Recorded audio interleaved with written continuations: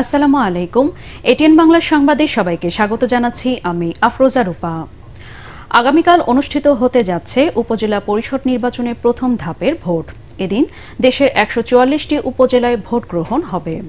সকাল ৮টা থেকে শুরু হয়ে বিকেল ৪টা পর্যন্ত একটানা চলবে ভোট গ্রহণ। উপজেলা নির্বাচন সুষ্ঠু করতে ভোটের আগে সুনির্দিষ্ট অভিযোগের ভিত্তিতে অনেক প্রার্থী ও নির্বাচন সংশ্লিষ্ট কর্মকর্তার বিরুদ্ধে ব্যবস্থা নেওয়া হয়েছে বলে জানিয়েছেন প্রধান নির্বাচন কমিশনার কাজী হাবিবুল আওয়াল। নির্বাচনে কেউ যেন প্রভাব বিস্তার করতে না পারে সেজন্য রিটার্নিং কর্মকর্তাকে নির্দেশ দেওয়া হয়েছে বলে জানান তিনি। সকালে রাজধানীর আগারগাঁওয়ে ব্রিফিংয়ে সিইসি বলেন, কোনো দল অংশ না নিলেও প্রার্থী সংখ্যার দিক থেকে উপজেলা নির্বাচন প্রতিদ্বন্দ্বিতাপূর্ণ হচ্ছে। শান্তিপূর্ণ নির্বাচন করতে সবার সহযোগিতা চান সিইসি।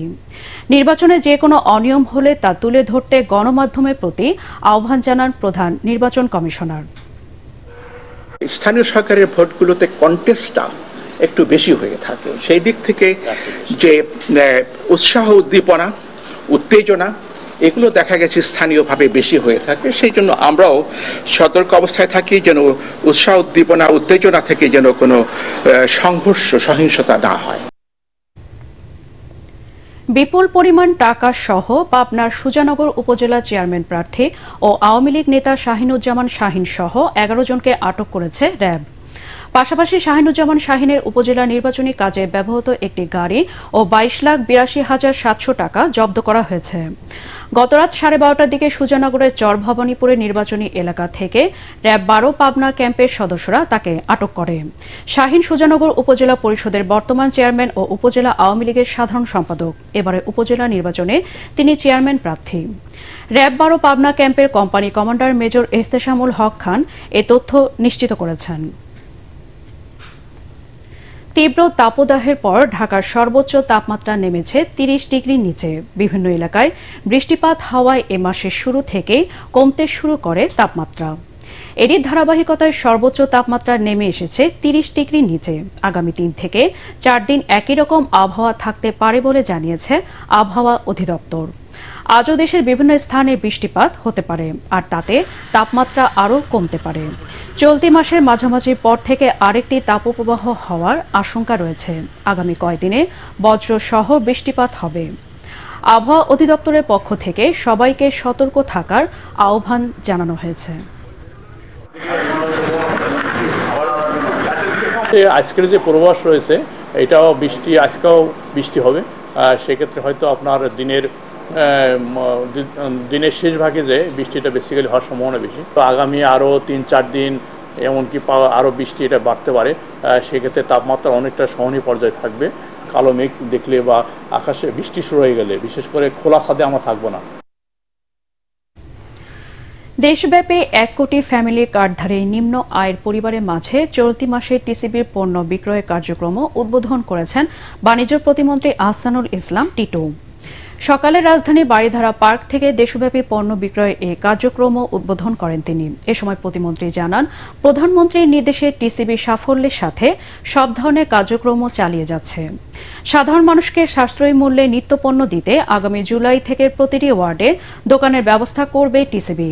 এবারের কার্যক্রমে টিসিবি কার্ডধারীরা সর্বোচ্চ ২ লিটার সয়াবিন তেল, ৫ কেজি চাল, ২ কেজি করে মসুর ডাল কিনতে পারবেন। এর মধ্যে প্রতি লিটার সয়াবিন তেলের দাম নেওয়া হবে ১০০ টাকা, প্রতি কেজি চাল ৩০ টাকা এবং মসুর ডাল ৬০ টাকা কেজি দরে বিক্রি করা হবে।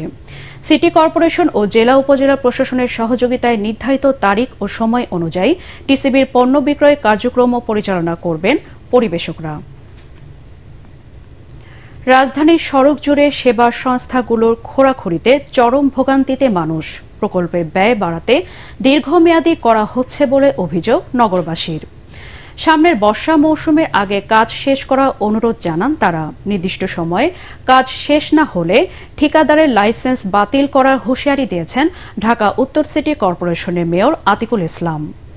মোস্তাফিজুর রহমানের রিপোর্টে বিস্তারিত। কোথাও বিদ্যুতের লাইন, কোথাও বা আবার সিটি কর্পোরেশনের সড়ক সংস্কার। সেবা সংস্থাগুলোর উন্নয়ন কাজে রাজধানী জুড়ে এমন খোঁড়াখুঁড়ি। দিনের পর দিন কেটে ফেলে রাখা হয়েছে রাস্তা। কোনো প্রকার নিয়ম না মেনেই চলে সড়কে এমন উন্নয়ন কাজ। এতে ভোগান্তি পোহাতে হয় নগরবাসীকে। মূলত সেবা সংস্থাগুলোর মাঝে যে ধরনের সমন্বয় থাকার কথা সেটি না থাকার ফলে বেগ পায় এসব উন্নয়ন কাজের। এতে দুর্ভোগ পোহাতে হয় নগরবাসীকে। মোহাম্মদিয়া হাউজিং সোসাইটি, শেকেরটেক, পল্লবী, আদাবর সহ কাটাপরণী নগরীর এমন সড়কের সংখ্যা নেহাতই কম।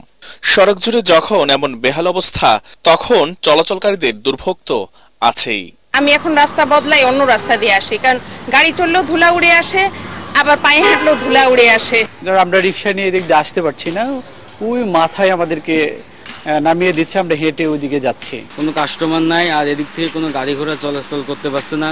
কাটার সড়ক নিয়ে নগরবাসী যে শুধু ক্ষুব্ধ তা নয়, গুণগত মান ও দীর্ঘমেয়াদী কাজ নিয়ে আছে গুরুতর অভিযোগ। যারা কন্ট্রাক্ট নেয় তারা এটাকে দীর্ঘস্থায়ী করে, সময় করে কি দেখা যায় যদি এটা যে ব্যয় এটাকে আরো দ্বিগুণ করার জন্য এই কারসাজিটা করে ওরা।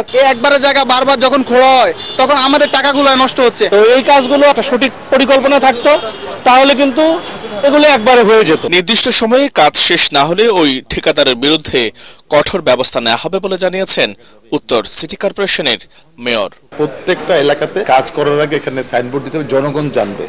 তাহলে আমি যদি দেখি যে তার নির্দিষ্ট সময়ের মধ্যে কাজ করছে না, সেই কন্ট্রাক্টরের বিরুদ্ধে আমি কিন্তু অ্যাকশন নেব। সংশ্লিষ্টরা বলছেন, সেবা সংস্থাগুলোর মাঝে সমন্বয় করা গেলে কমে আসবে প্রকল্পের খরচ। মুস্তাফিজুর রহমান, এটিএন বাংলা, ঢাকা। দর্শক, পরবর্তী সংবাদ দেখার আমন্ত্রণ জানিয়ে এখনকার মতো শেষ করছি। এটিএন বাংলার সংবাদ ইউটিউবে দেখতে ব্রাউজ করুন youtube/ATN বাংলা নিউজ। ধন্যবাদ সবাইকে।